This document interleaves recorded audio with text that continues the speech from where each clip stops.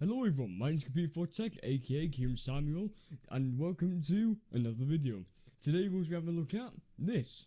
This is the Canon EFS 10 to 18mm ultra wide angle lens. So I recently purchased this lens to kind of experiment with wide angle photography. And well, I believe that every single photographer should have in their gear bag a prime lens, like a 50mm to 85mm for those portrait or macro shots, preferably f2 to 1.8. A wide angle or ultra wide angle lens, preferably 14 to 16mm, and a telephoto lens, preferably a 7200 to 7300mm, which you can actually find pretty cheap on Amazon. Like you can find a Sigma or a Canon 70 to 300mm for around about 120 to 60 pounds. So what is my experience with this lens? I went around my local forest, my local beach, and some other places to test out this wide angle, and well, it's performed fairly well in the daytime, because the one thing about this lens is that the aperture is a 4.5 to 5.6, so there will be no nighttime photography with this lens because it doesn't let in a lot of light, unless you want to bump up the ISO to the point where it's a grainy mess, which I will never do myself. This lens is a zoom lens, meaning it extends out from in this instance, from 10mm all the way up to 18mm, which is good because it goes from a wide angle to ultra wide angle. If you don't know what 10mm is, I'll probably put a clip up now showing you how wide a 10mm is. It's borderline fisheye, but you don't get the fisheye effect. Personally, I don't like fisheyes. I don't think I would ever buy one in my state of photography right now, because, well, I'm just buying lenses because I know one day I'll use them and then I'll be able to make my money back on them. But until then, I won't buy a fisheye. But this is borderline fisheye. Build quality of this lens is mostly plastic, as it is a cheaper lens. There is glass, there's 2 bits of glass in the lens, because of course, ultra wide angle, you need more than 1 piece of glass to make it that wide angle. And the focus ring and the extension ring are really smooth. It's a minor extension, so if you are on a sandy beach, then you might get some sandy grains in there. So be very careful when using this on a sandy beach. I wouldn't really recommend it. But if you utterly have to, set the focal length and keep it there. And also, yes, the build quality is good because I have already dropped this without the lens cap on, and it hasn't broken. So I was really surprised at that, and I'm really glad it didn't break, because it was the first day I got the lens and I would have just wasted £150 on a lens that I just broke. Also, when you zoom in, as you can see here, it does change the aperture automatically. And basically, as soon as you turn from 10mm, it goes to f5.0, and then as you zoom in, f5.6, as you guessed there probably. And yes, I am now at 1600 ISO, f5.6, and 100, and the shutter speed is 100th of a second. As recommended by anyone who does video, your shutter speed should be double your frame rate, which is 50 frames per second. The camera I'm using now is a Canon 77D. There will be a review coming on this soon, but you're going to have to wait for that because I'm still taking some shots of it. But there will be a review coming on this soon. So, and of course, now I'm going to turn off the image stabilization. And there you go. It'll be much more shaky. I think I've turned it off, yep. It'll be much more shaky, as you can tell. And if I just stomp around a little bit, there will be more shake. And then I turn the image stabilization back on, and the shake is much less. So as I said, the image stabilization is really good. And also the autofocus is silent and amazing. Yeah, it is much quicker than this lens right here. The f1.8, this is a quicker lens, and it can actually tell when there's a black object in there, which is much better than that.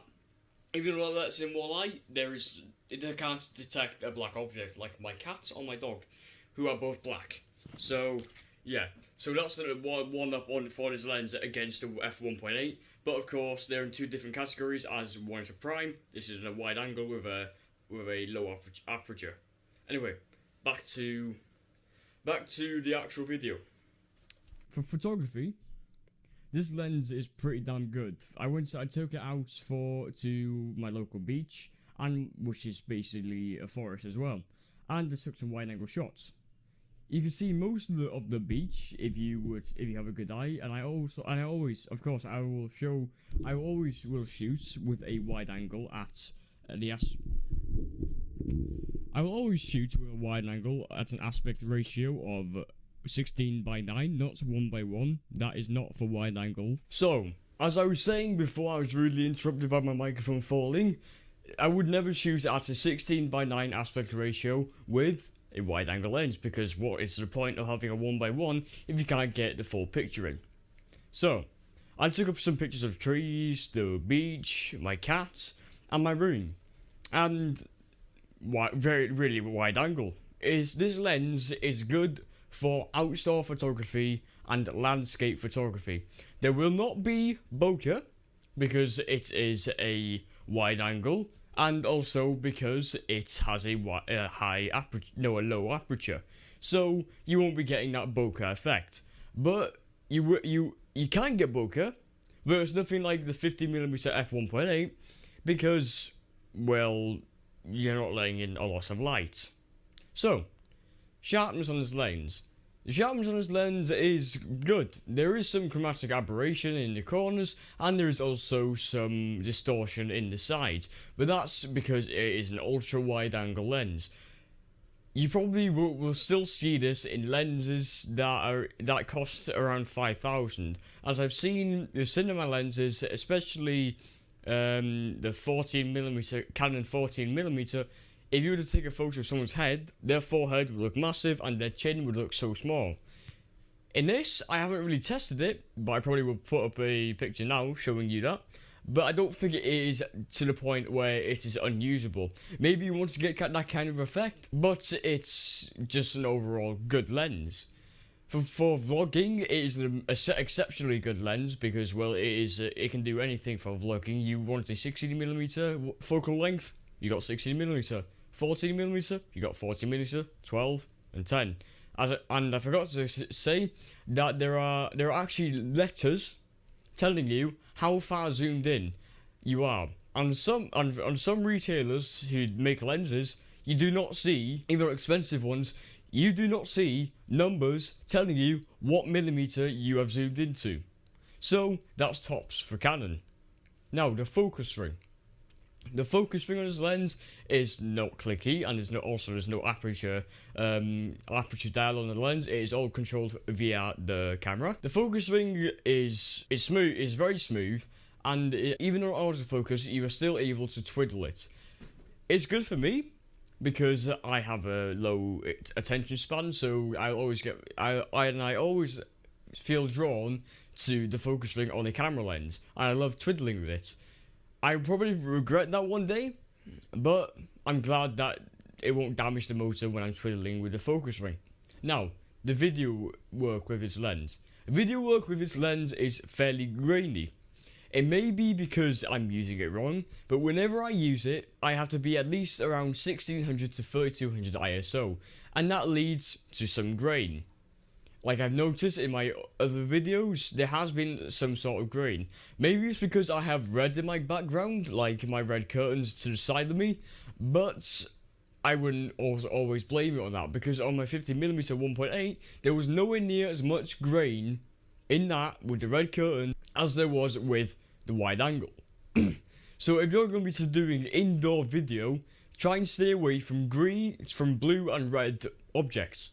Green is fine because you can chroma key things in and it'll try and reduce the grain.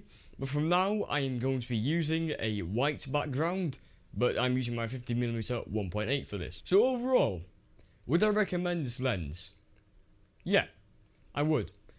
I think because it costs around £300. If you're good at bargain hunting, you can find the lens for £150. This lens I got used for £150 on eBay. You probably won't get it lower, probably, but I have seen it for lower. But every single time I've tried it, I've lost a bid. So I just went with I just searched for a buy it now option, and I got the buy it now option, which is 150 quid. If you can find £150, it's an amazing deal. If you can find it for £300, or you just want to buy it new, it's still a good deal, because you won't find another lens like this, from what I can see, at this price. And I think if you're curious about photography, and if you're curious about ultra wide angle or wide angle photography, then I think this is a good starter lens to get into that. So, this has been Compute for Tech. If you enjoyed the video, leave a like and subscribe, share it with your friends, and consider leaving some feedback for me. You can follow my social media, my photography social media down low. It is Instagram Kieran Samuel, and that's basically it. If you enjoyed the video, leave a like again. Goodbye.